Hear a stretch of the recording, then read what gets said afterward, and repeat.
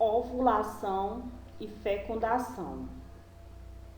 Esse assunto está no livro de vocês, página 90 a 92. Ovulação e fecundação. Após a puberdade, os hormônios secretados pela hipófise estimulam a cada mês o amadurecimento dos gametas femininos.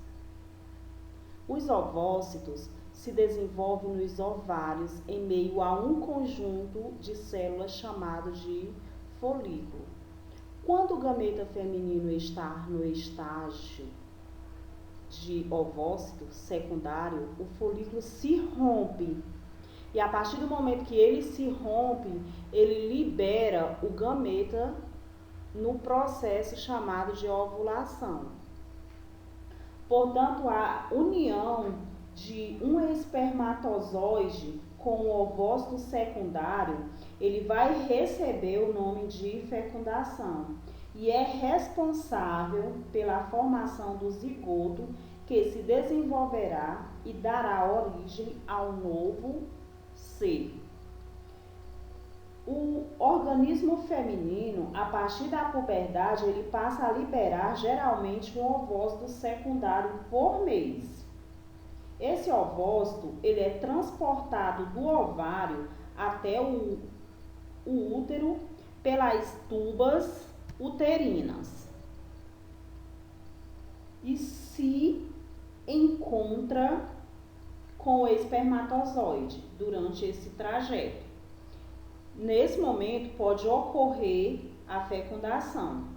Assim que o espermatozoide ele penetra no ovócito, o gameta feminino passa a ser chamado de óvulo. O óvulo fecundado, ele dá origem ao zigoto, que é a primeira célula do futuro bebê.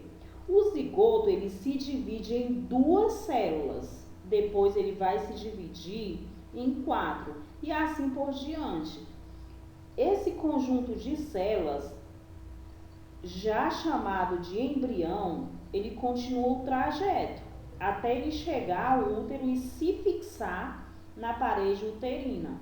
Esse processo aí ele vai ser denominado de nitação.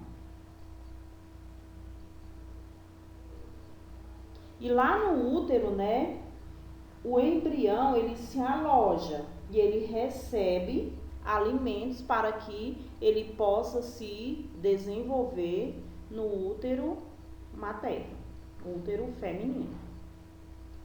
Portanto, vocês devem estar se perguntando como os espermatozoides produzidos no corpo humano chegam até as tubas uterinas da mulher.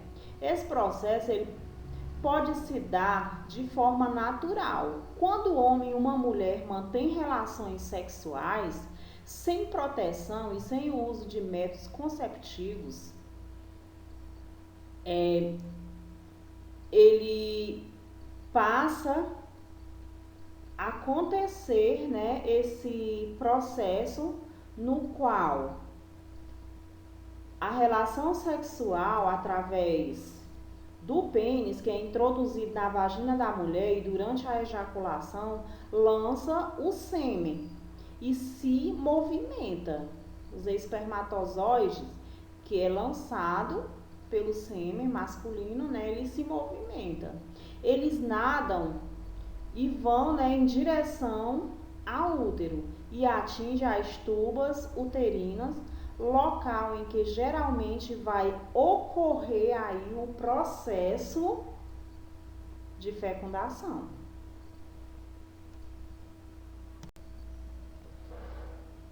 Menstruação. A menstruação é a perda de sangue pela vagina em um período que dura entre 3 a 8 dias. A primeira menstruação ocorre na puberdade, a partir de 10, 11 ou 12 anos de idade. E depois disso, deve surgir todos os meses até a menopausa, que ocorre por volta dos 50 anos de idade. Portanto, o corpo da mulher em idade reprodutiva se prepara para a fecundação e uma possível gravidez. A parede interna do útero, chamada endométrico, ela cresce.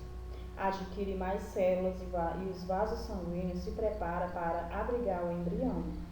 Porém, nem sempre a fecundação ocorre. Nesse caso, o endométrio se rompe e parte dele é eliminado pela vagina, com o ovócito não fecundado e sangue proveniente do rompimento dos vasos sanguíneos uterinos, em um processo denominado menstruação.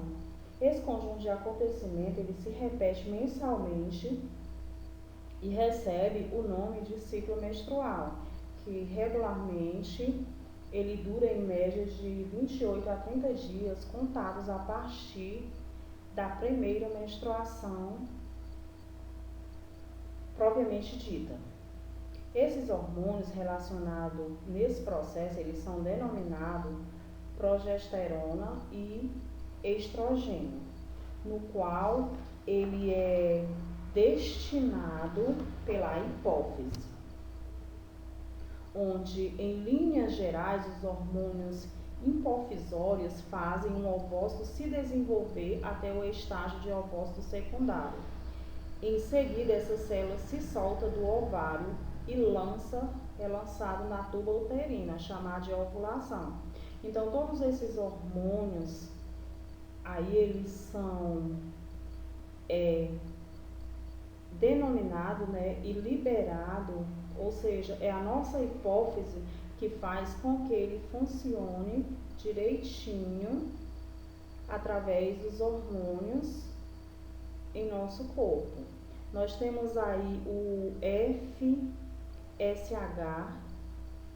que é o hormônio folicoestimulante, e o hormônio luteinizante. Então, esses hormônios aí, eles fazem parte de todo o processo de hormônios que ocorrem na vida feminina. Aqui é todo o ciclo representado pelo processo de menstruação e ovulação nas mulheres, no ciclo uterino menstrual. Obrigada e fiquem todos com Deus.